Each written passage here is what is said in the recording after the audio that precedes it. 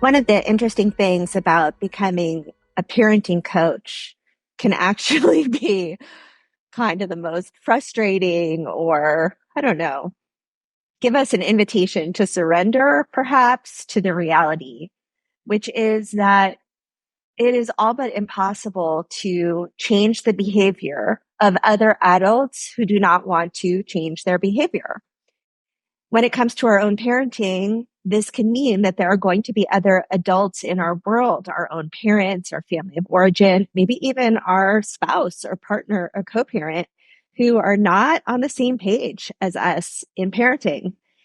And before we understand, kind of the master's level depth of human behavior that we get as parenting coaches, it's very tempting to get into a power struggle and to need to be right and to think that in order to raise our children well, we have to control every other adult in their environment and make sure that every interaction that they have is aligned with our philosophy as their parent.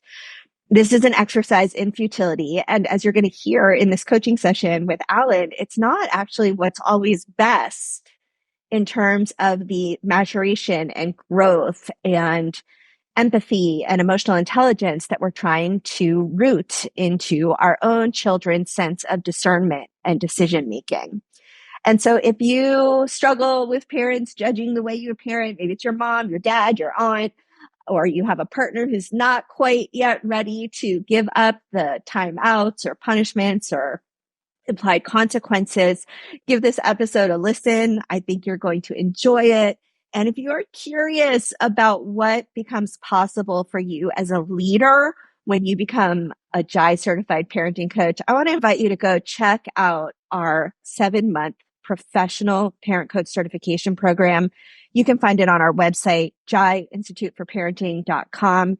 Because while we tell you that what we're going to support you to do is to teach you to become a confident and competent parenting coach, what we're actually here to do is transform your entire life by helping you to gain the maturity and wisdom to be the leader that supports every experience that your child has.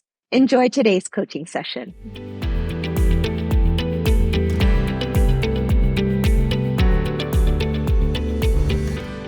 I began my conscious parenting journey about 3 years ago.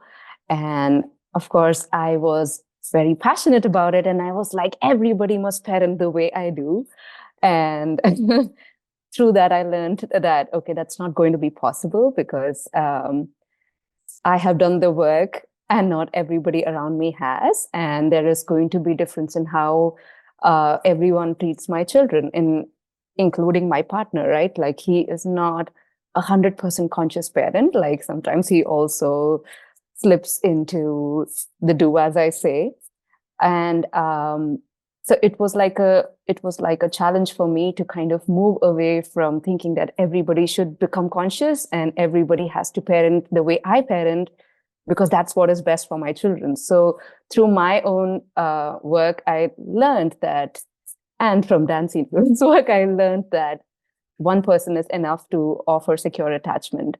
However, what my challenge is that I want my kids to have a relationship with my family.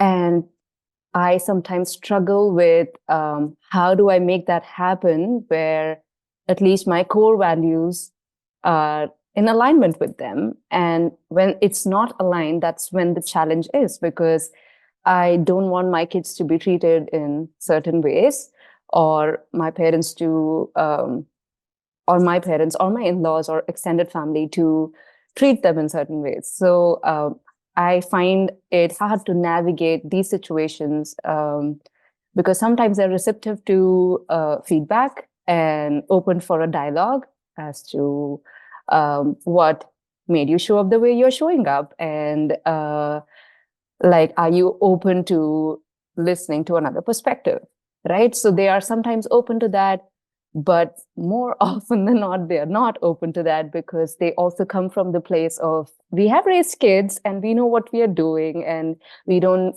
want you to tell us how to engage with our grandchildren. So that becomes the tricky spot, because I do not want to micromanage everyone around me, but I also want uh, like them to not cause any harm through their interactions, which I know that nobody intends to, but it just happens, it just plays out like that in some Yeah. situations. So sometimes that activates a fight or flight or freeze in me, and I feel like maybe I should just avoid meeting this family member, or so that so that is what I want to navigate today with you. Like, how can I have that relationship with my family and also enable that relationship between the grandkids and the grandparents that is healthy, and where nobody feels like, oh my god, this is so challenging. I hope this meeting or the holidays or whatever we are meeting for just gets over soon. Yeah. So I hear what you're describing as like the triad of generations where you are in the middle and you're Yes. navigating, yeah, how do I honor my parents and their wisdom and the way that they, want to interact and the success that they've had in raising children, because yes, they have done it. And Yeah. also honoring the way I want to interact and support my child today, and allowing space for those other generations to have a relationship together Hmm. without harming anybody and without like dishonoring anybody. So that's a big question because there are multiple dynamics involved Yeah. in the one Hmm. scenario. So yeah, let's see where we can start with this. I wonder if you can share maybe just like one specific example that will help us take this really big, like complex dynamic situation into kind of a concrete place where we can see Yeah. what might be possible. Yes. So, for example, I think let's talk about everyone's different love languages, right? So, for some people in my family, the love language is physical touch, right? And they want to hug the child and they want to kiss the child.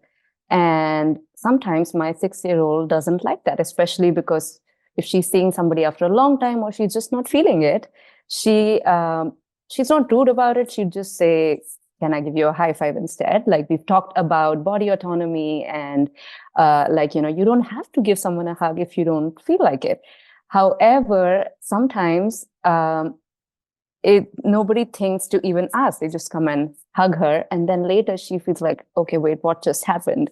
And while I can tell her that, this is your grandma and she's safe, and this is your grandpa and he's safe, it's okay for them to hug, it just creates confusion for her. So I don't want to do that. And I do want to stand up for her. But then I get told off saying that that's our relationship with her. And you can't control everything. We love her and we want to dote on her, and that's how we show love.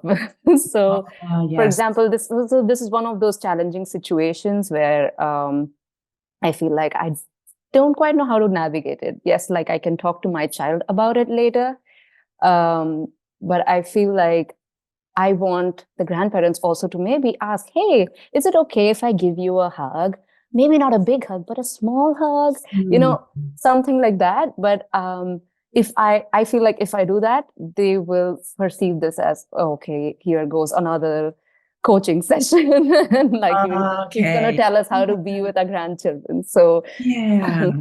Wow. Okay. So as I'm hearing you share that specific example, which makes so much sense because, it's the grandparents, offering their love and what they see is a genuine and authentic expression. Like, I just want to hug you. yeah, And also authentically, your child being able to say yes or no, being able to have choice, being able yeah, to receive it when they're ready, all of that is like true and valid. And how do we allow all of that in a way that, doesn't minimize or diminish anyone's experience? yeah, And so as I'm reflecting back, I think what's coming to my mind is kind of like a process where you get to be the translator of mhm, everyone's behaviors because you have the clarity and awareness of understanding the grandparents' behaviors. You see Yes. where that's coming from. You understand their intentions. You know it's like filled with love. And you also understand your child's resistance, those behaviors of saying, no, thanks, not right now, not that way. And so you're like literally in the middle. And it Yes. sounds like maybe a starting point is almost like you get to be the voice for both of them and saying, hey, grandparents, I get it. I understand where you're coming from. I know that this is what you're wanting to offer. And maybe the follow up is, like you said, sometimes they're receptive and sometimes they say, we don't want your coaching in different words. But then, like, actually modeling consent and Okay. saying, I see where you're coming from. I know you want to show your love. Would you be open to, gaining my daughter's perspective? Or would you be open to making a minor adjustment so that it might be easier for her to receive? And they might say no. They might not be willing to hear anything else about it. And it's hard, but we get to let that be okay for the time being. How does Yes. that sound first for starters? That sounds good. And I feel like I think I have tried a version of that, maybe not the way you suggested, because that's a more fun version where I'm able to translate that. You know what, grandma really wants to show a lot of love, and looks like you're not ready for it, right? So I hear that, and maybe I could try that. What I did instead was talk about it after, uh, and it was like an immediate, okay, you know what? I will not come to your place because I Oh, seem to do something wrong every time. yeah. So, so Yes. it's like, okay, you know what? Then I'm not coming. It's Mhm. like, so then I feel like, okay, and now she is emotionally charged, and then I feel like, okay, I don't know how to have a conversation anymore. Right. So they have feelings about hmm the way you're sharing about these interactions, which is Yeah. completely understandable. And so I heard you say that you'll talk about it afterward. I wonder, have you had a chance to talk about it beforehand? Like, oh, we know that they're going to come over and visit. Or even if we don't know ahead of time, they just rang the doorbell. Oh, they're here.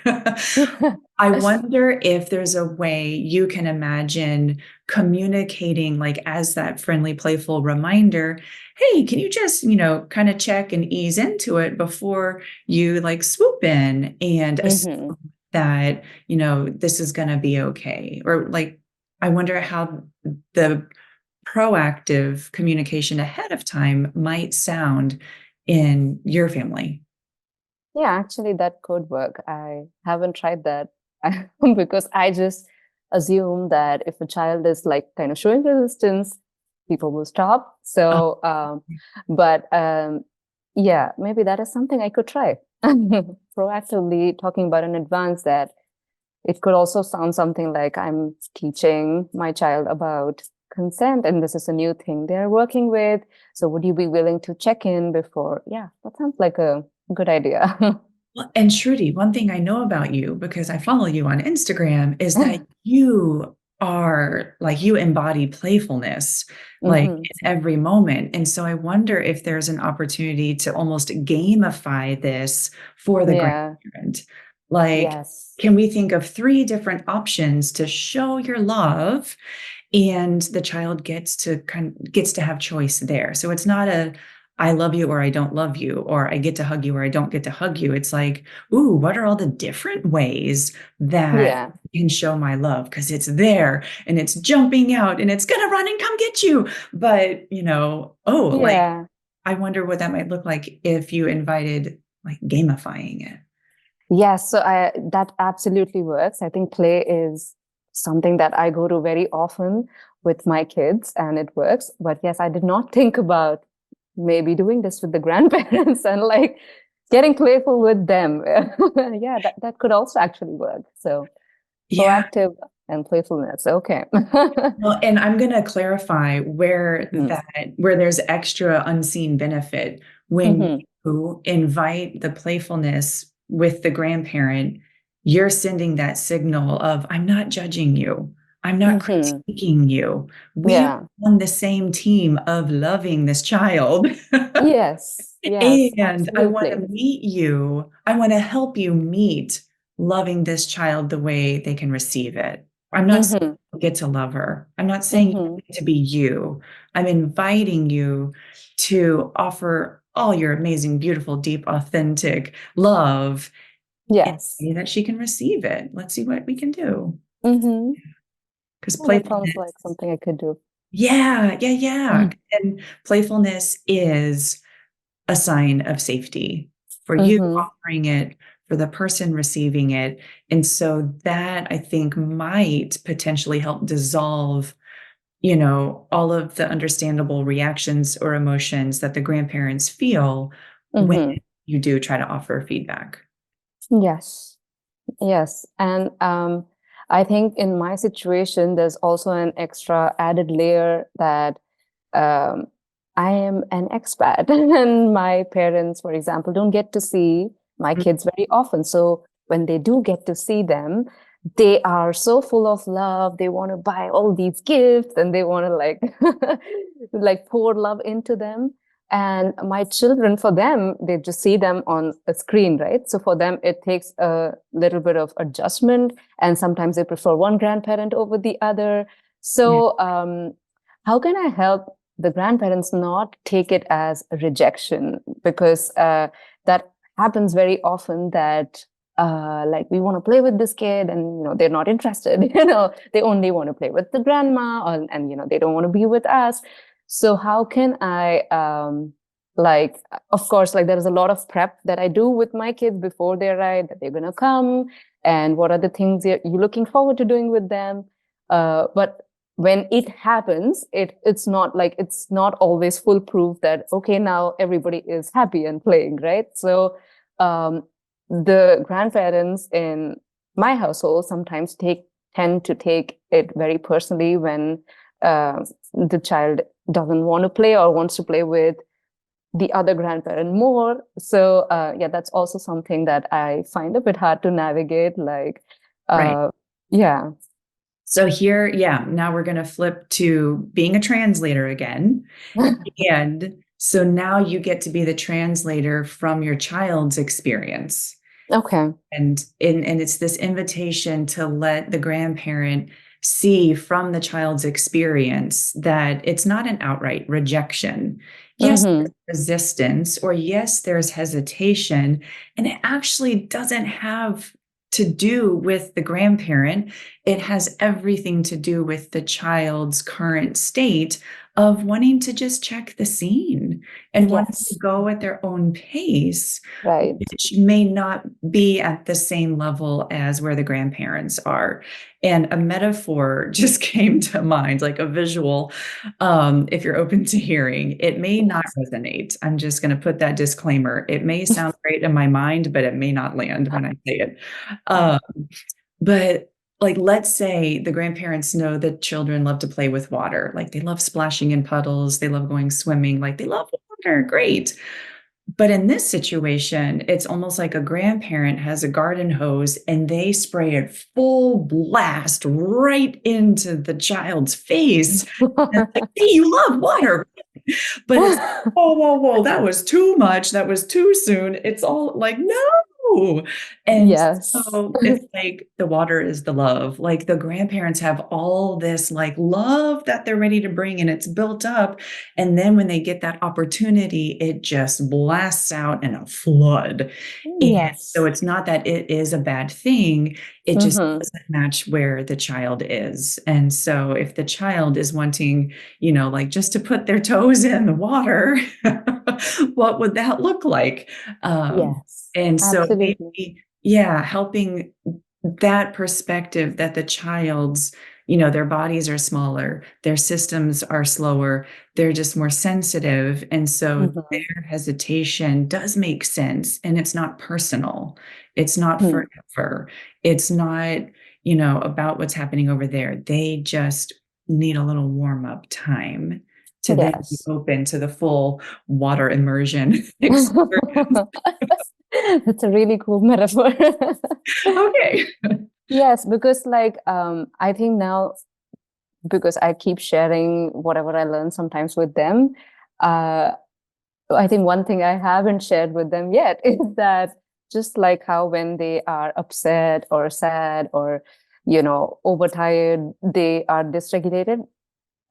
Excitement also is dysregulating, right, for kids. Yeah. And if it's like too much happening around them, now there are like lots of gifts, and there are two people pampering, and so it's different. It's not like their usual routine in life, right? So Yeah. um, maybe I could share that as well with them, that this can also be a lot for the child. So Yeah. yeah. Makes So that it's not you. right. I think that frame will make a lot of sense. Hey, if our child gets really angry or really sad, that can be a lot for them and it's Yes. really hard. And they can get really overstimulated, really overexcited, and that's also really hard for them. And so I, as mom, am trying to help kind of buffer, Hmm. uh, not letting it be too much. And Hmm. so yeah, I think that's great. I can't wait to hear how the grandparents might take that in. And Hmm. like too much of a good thing is, what you can interpret that however you want. Like Yes. we want to keep all the good things flowing. Yes, we want it. And at the pace, at the speed, at the intensity that our children can receive it. Hmm. Yeah. And I have one more question about in something in the same line, which is what happens when the grandparent kind of overrides what you say in front of the child? Mm, Like, for example, I don't want my child to eat too many sweet things, right? So sometimes when my daughter asks, I want to kind of deal with it my way, that, hey, we've already had something sweet today, and, you can have it tomorrow, right? So I am saying no without saying no. right. And sometimes my child is okay with receiving that no, but the grandparent steps in and say that it's just a child. This is when they should be eating, they can't eat at our age, right? Like, Yeah. so then they feel like then there is a little door open where I could still get that candy. So I feel like, yeah, like that I feel sometimes is like, can you not just interfere? Like that, that annoys me, because I feel like they don't need to, and they're kind of okay with my no. Like, you don't have to just come and change everything up. Like, if it happens with a few things here and there, I'm okay, but sometimes it feels like, what is the need for that? Like, why did you have to? Right. Right. That question, like, why do you need to do that? You're inviting yourself into empathizing with the grandparent and like, what's another way I can understand this action? Like, Yeah. I've held my boundary. My child is actually okay with that. And here you come, like overriding and changing things. I think we could probably have a whole nother separate conversation around these kind of overlapping and intersecting boundaries. Um, Hmm. but I think for today, this is still in that space of being the translator. So however it plays out, whether it, felt successful from your perspective or if it was still a challenge from your perspective, I think Hmm. that being able to tell the story for your child is still tremendously helpful. So, Hmm. like at the end of the day, you can retell the story. I know it might have been confusing today because you asked for the extra chocolate and mommy said no and grandma said yes, and it's just really different than, what we normally do. And that's because, different grown-ups have different ideas of what you're needing. And no matter what, I'm here for you. And, Hmm. sometimes things go a little differently than we expect. Yeah. No matter what, I'm here for you. And, Hmm. if the grown-ups need to talk through some things, we'll do our best to work it out. We all love you. Um, Yeah.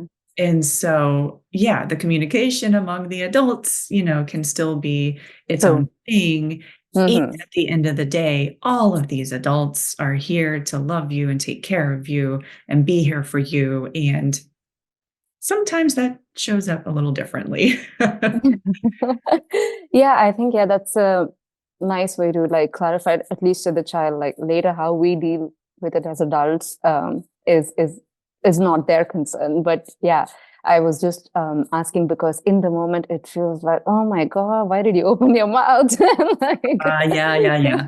Well, and so and actually, that could be still a great teaching point for a child to see that grown-ups are going to have different ideas.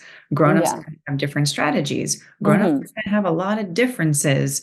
And the fact that there are differences doesn't mean it's automatically bad or a threat or Hmm. unsafe or any of those things that Yeah. can model, okay, well, this is different here. And of course, you've got all your feelings about it, which would be another like place for exploration. But you're showing that your children that we can have a disagreement here and it's not the end of the world. Oh, Alan, what's that thing? If I had $1 for every time one of our community members, parent coaches, and trainees said, well, why won't everyone do it my way? Um, Yeah. yeah, that would be something. This is such a common challenge. And, I think it shows up in marriages and creates conflict between spouses, certainly co-parents. When parents aren't living in the household, there can be a lot of feelings about someone parenting differently. And then, of course, as happened in this coaching session, kind of the generational expectations of how children should behave and what they should do, and it can cause a lot of stuff. So I'm really happy that we have this episode because it is so common. And I guess the place that I would start is I loved when Shruti said, um, I can't control everything. Yeah.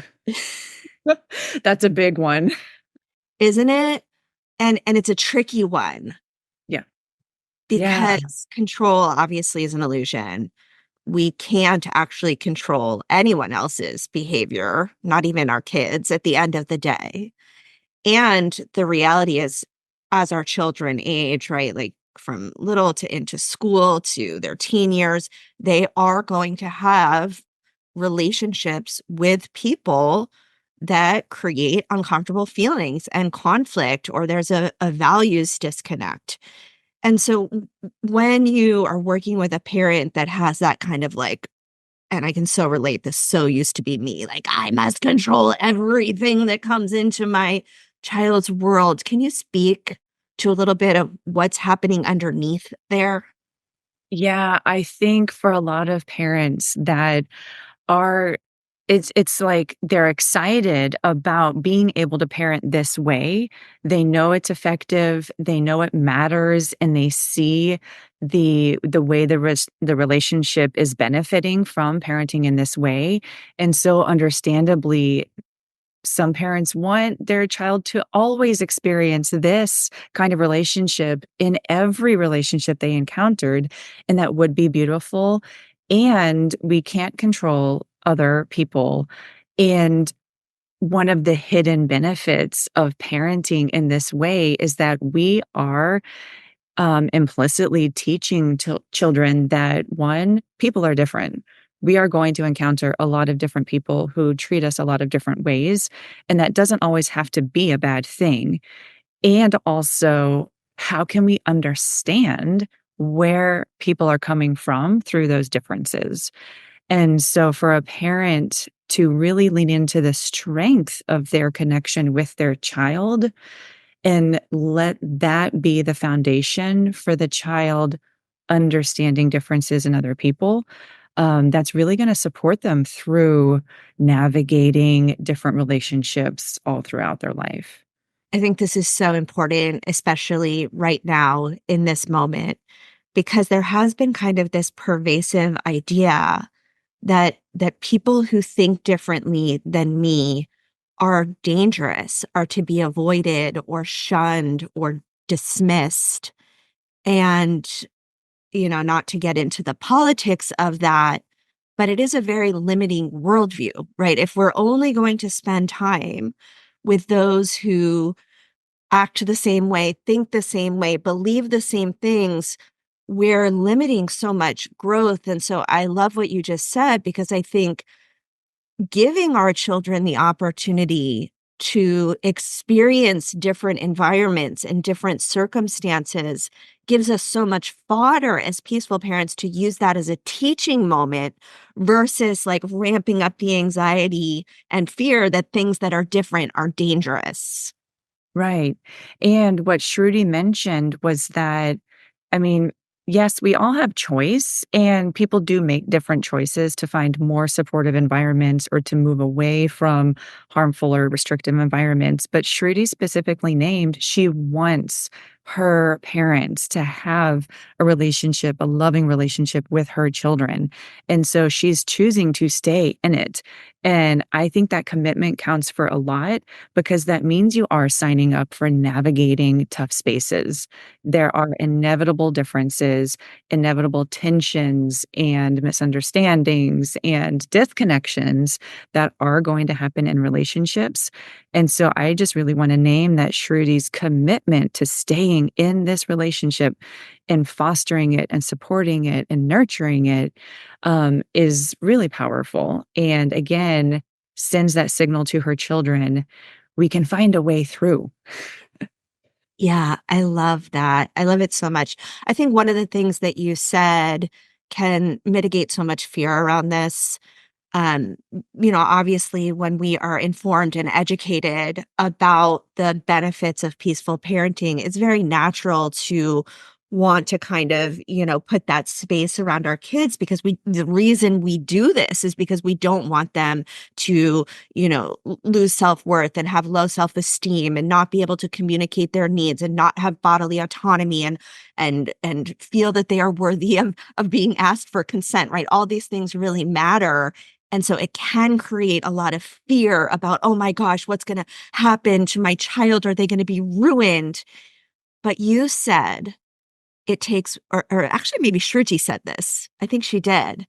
One parent providing safe space is enough to create secure attachment.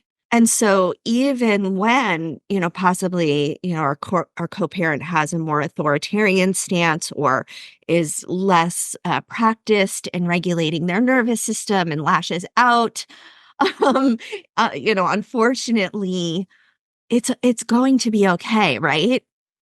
Yeah, I think the big key here is the piece of empathy. And I think some people may misunderstand that empathy is condoning. And so that if I offer empathy to an adult, like in this situation, if I offer empathy to understanding the grandparent that is more or less demanding a hug in return, I'm not saying through empathy that's okay. I'm saying I understand where that's coming from. Mhm. And that piece of understanding is what really is helping prevent the harm from those interactions that we see may not be as supportive as we want. So, as children are out interacting with different people and they are in interactions that we see are having an impact on them, at the very least, we can help them understand it's not because of them. There's Mhm. something behind this other person's action. It doesn't make it okay. It doesn't make it not hurt, but at least it makes it not because Personal. of the child. So the Yeah. child understands it's not because of them. That is a huge um, distinguishing conversation that helps protect children from slipping into shaming themselves. Yeah, Um, I think it's also a really great way to reinforce the values that we embody in our parenting, right? So when they're out in the world with other family members who are outside the lines, so to speak, using that as a teaching moment of like, hey, How did that feel? What might, if you were role reversing with that person, how would you have responded to a child in that situation?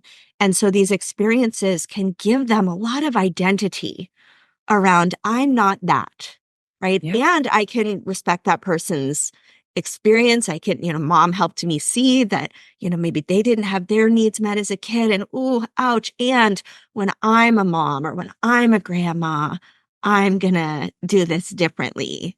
And Yeah. that's unshakable sense of identity is like, I don't know, for me, that's the goal in my own parenting, to make sure my kids know who they are. Yes, you took the words right out of my mouth. I hope that when my kids are 24 or 25, that they can see themselves with such clarity and recognize, um, yeah, and be able to not lose that when they see differences and not be pulled in different directions to try to make things more same and more familiar, that they're okay and they're grounded in who they are, and that differences will happen, and we know what to do about that, what to One do of with my that. proudest parenting moments was when my son was in the ninth grade. He had a really rocky transition from a small Montessori school to a big public high school.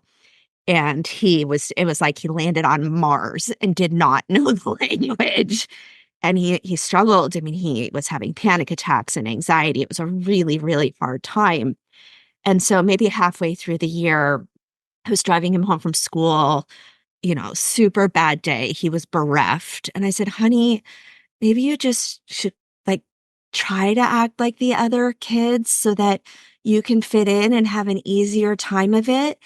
And you would have thought I told him to like jump off a cliff. He looked at me and he's like, no, I will not do that. I will not be that way to fit in, mom. And I was like, oh, yeah, right. It's like my fear was coming up. Hey, thank goodness that you set him up to still be immune to even your invitation to go along to get along. Ask himself. Yeah, you go do that. Oh my Yeah, goodness. you were just joking when you said that, right? I'm kidding. Sure. Outing myself here. I think one of the things, being an adult, right? Like an adult who is parenting children, it can feel really unfair when we need to be the more emotionally mature one with our own parents, right? Like I really resonated with the whole hurt feelings thing. That certainly happens in my family too. And it just can feel like really like not only do I have to parent my children, I have to parent you too. And, I think past generations just weren't raised to have the emotional intelligence and emotional maturity. I hope that we have sometimes. So how can we navigate that, right? Like that guilt from our parents can feel oppressive and stifling. And yet, I don't know about you, but I do not want to make that my children's responsibility. Right. And I am going to run the risk of sounding like a broken record. And here, empathy is like Mm. the power play again. That was a poor choice of words. Here, empathy is the bridge again to not like step on our own parents' toes and to not minimize their experience, but to empathize with and understand where their choices and behaviors are coming from, what needs they are trying to get met through these different actions and meet them there. And that helps, I think, prevent you know, if we're giving feedback or trying to open this conversation and help them see more about how we are parenting, that they can receive it without it coming across as blame or, well, you act like we don't know what we're doing, but we raised you. Like, if we can meet them with empathy and understanding, then they can really feel that we are on the same page. We're here together, loving this child, and so let's see what is possible. I get where you're coming from, and what if we look at this a little differently? I also want to see where my child is coming from. Um, So I good loved old your empathy. advice to approach that with levity and lightness, because I think the way that we communicate our wishes and expectations is so important. And if it's coming from that kind of like power over, right? Like I'm the parent, I get to tell you how to, you know, treat my children, parent my children. That's very different than, I'm wondering how we can find some common ground here so that we all have a better time of this.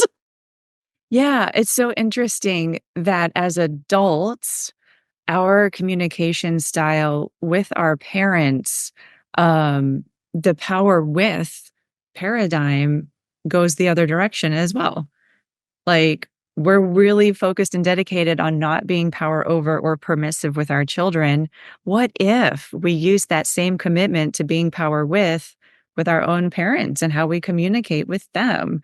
And that's hard because when we're communicating with our own parents, it's very easy to slip into the old patterns. Mm. Well, that's what we know. That's how we've always done it. And it takes even more commitment and self reflection to see where there's opportunity to use the same intentions and skills you're developing with your child toward your own parent, if that's the dynamic that's I could happening. see that really being important with your spouse or partner or co-parent as Yes. well. Yes. Yeah.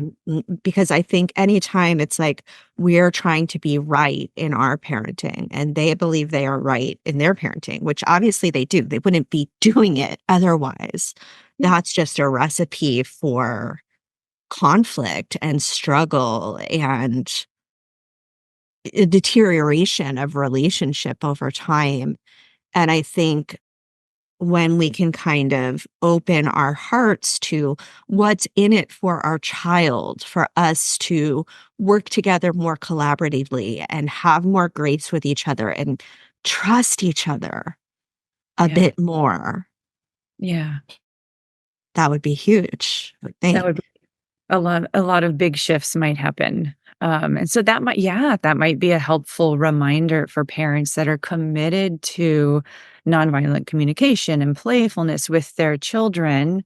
What if I can also bring that into communication with the closest adults in our lives as well? What could that look like? How can I help myself be grounded in this, in these other relationships too?